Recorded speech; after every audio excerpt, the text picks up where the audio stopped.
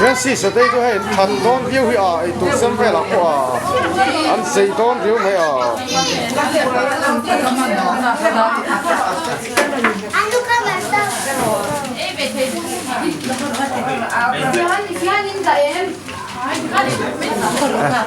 người ta còn xây đón không mấy số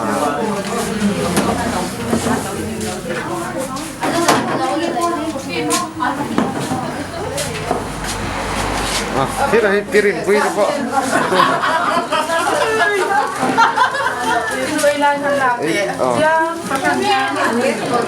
ấy thôi thôi u là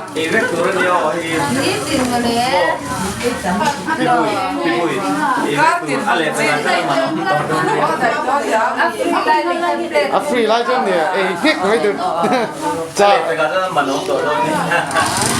chả đấy xem mấy được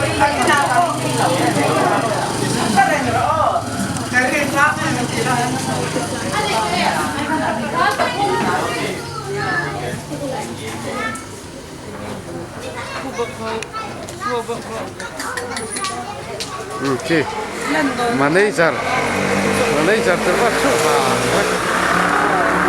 mau nak kamu nama apa lah? Dia pergi kerja kan? Dia tu làm tới bao lần về xe không không? Khi ta trang cấu là đó.